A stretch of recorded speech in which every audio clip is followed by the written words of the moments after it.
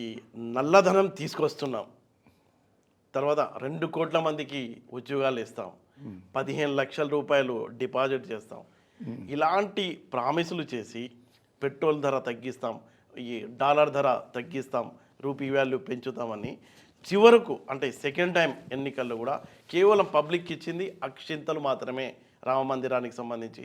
ఇప్పుడు అక్షింతలు ఇచ్చి పార్లమెంట్ ఎన్నికలకు పోతున్నారనే కామెంట్స్ ప్రతిపక్ష పార్టీలు మీ పార్టీపై దుమ్మెత్తి పోస్తున్నాయి. దీనిపై మీ స్పందన ఏంటి? ఇప్పుడు నువ్వు ఈ ఉద్యోగం బంద్ చేయి, నువ్వు ఒక డైరీ ఫామ్ పెట్టుకో, నీకు 50% సబ్సిడీ ఉంది 2 కోట్లకు. నీకు తెలుసా అది? తెలీదు. తెలుసా అది నీకు? నువ్వు ఒక స్టార్టప్ కంపెనీ పెట్టు, నీకు ₹1 కోటి ఇస్తారు, 100% ఈక్విటీ ఇస్తారు. ఇవాళ దగ్గర దగ్గర 50 లక్షల మంది ఈ బెనిఫిట్ పొందిర్రు. అదే మీడియాలో నన్ను వచ్చిర్రా? ఏ ఇన్వెస్టిగేషన్ జర్నలిజం చేసిందా? చేయదు. మనది ఉద్యోగం అంటే గవర్నమెంట్ ఉద్యోగమా? సెక్రటరీలో దొరికితే ఉద్యోగమా? అది అసలు ఉద్యోగాలు ఇయ్యరు. సపోజ్ నువ్వు డైరీ ఫామ్ పెట్టుకుంటే you get 50% subsidy up to 2 crores. మహిళకి ఇంకెక్కువ ఉంది. ఓకే, ఒక ఫిషరీస్ ఒక ఫిష్ ఫామ్ పెట్టుకుంటే నీకు 50% సబ్సిడీ అప్ టు 10 crores.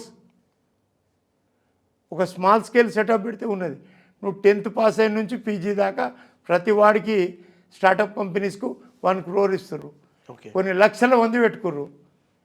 అది చెప్పకుండా ఉద్యోగం ఇస్తాడని అంటే ఉద్యోగం అనేది నిత్యం ప్రాసెస్ అబ్బా. ఉద్యోగము ఇది ఉద్యోగం ఇస్తారు. చదువుకున్న నిరుద్యోగులు ఇది ఉద్యోగం. ఇది మనం తెలియకుండా మాట్లాడితే ఎట్లా అండి? Any startup company will get 1 crore. నువ్వు పెట్టు ఆ దేశంలో. ప్రపంచానికి అవసరమయ్యే ప్రతి వస్తువు భారతదేశంలో చేయాలన్నాడు. అవును. మోడీ అలా ఒక చిన్న టూరిజం ప్రమోషన్కి మొన్న ఎడిపోయొచ్చాడు. లక్షద్వీప్ ఎందుకు పోయాడు? నీళ్ళల్లో దుంకే అవసరం ఉందా ప్రధానమంత్రికి? అంటే ఓ స్టార్టప్ కంపెనీ ఆడ హోటల్ పెట్టుకోవచ్చు, ఓ చిన్న థియేటర్ పెట్టుకోవచ్చు, ఒక చిన్న ఆడటానికి స్పాట్ చేయొచ్చు. అవన్నీ చేయొచ్చు చాలేదా? అవును. ఆ ఉద్యోగాలు ఇస్తా అన్నాడు. మీరు అబద్ధాలు చెప్పే ఉద్యోగాలు ఇస్తా అన్నాడు. బ్లాక్ మనీ అంటే ఆడ పోయి గుంజుకొచ్చేది కాదు. సగం మంది బ్లాక్ మనీను ఆ నోట్లు మార్చినప్పుడే సరెండర్ అయింది. అది మీకు తెలియదు. బ్లాక్ మనీ అనగానే మోడీ పోయి వేరే దగ్గర దోసుకొచ్చి మనకు నెలకింత ఇస్తాడని ఇప్పటికీ అదే అనుకున్నారు. అది బ్యాంకులో ఉన్న డబ్బుల్ని లాక్కొస్తారు అని ఆటోమేటిక్ వచ్చేస్తాయి. అవి ఆడ ఉంటే దేమిటికి పనికి రాకుండా చేస్తే అయిపోయి. అదే పాలసీగా అవిటిని దెబ్బ కొట్టాలి. మనం ఇంటర్నేషనల్గా కూడా చూసుకోవాలి. అవన్నీ చేసిండు. మోడీకి ఏమి ఇంట్రెస్ట్ ఉందండి? మోడీకి దేశం తప్ప ఏమి ఇంట్రెస్ట్ ఉంది? ఈ ఇంతమంది మాట్లాడేటోళ్ళు మరి వీళ్ళు ఎందుకు తేలేదు? సరే మోడీ గారు ఇప్పుడు తేలేదు, మరి వీళ్ళు ఎందుకు తేలేదు?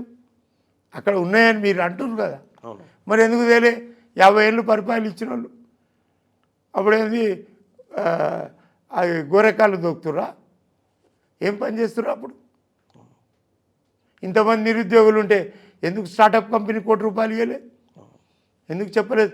రైతులకు ఇప్పుడు 10,000 ఇస్తుండు. 10,000 ఇస్తుండు. ఓకే, ఎందుకు చెప్పలే? ఇలా పేపర్లో 6th పేజ్ లేచిండు. అది ఎందుకు మీ మీడియా చూపిస్తలేదు? మీరెన్ని చూపించకున్నా 400 పైన 3 గెలుస్తాడు.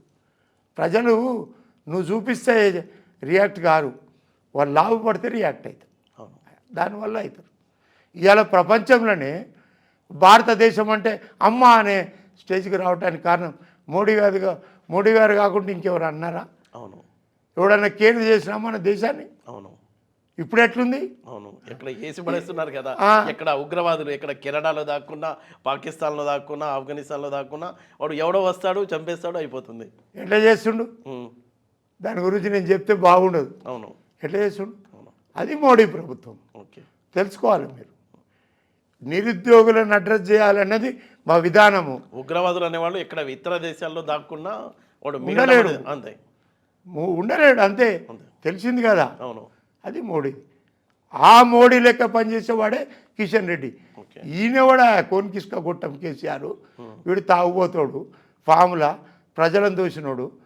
కిషన్ రెడ్డి ఇంటికి పోయి చూడు, అవును. ఆయన యూనియన్ క్యాబినెట్ మినిస్టర్ చేసినోడు, ఇప్పుడు ఒక రాష్ట్ర రూలింగ్ పార్టీకి అధ్యక్షుడు, రేపు ఆల్ ఇండియా ప్రెసిడెంట్ అయ్యే ఛాన్స్ ఉన్న క్యాండిడేట్ ఆయన. అవును. ఆయనతో ఈయనకేం పోలికనే చెప్పు.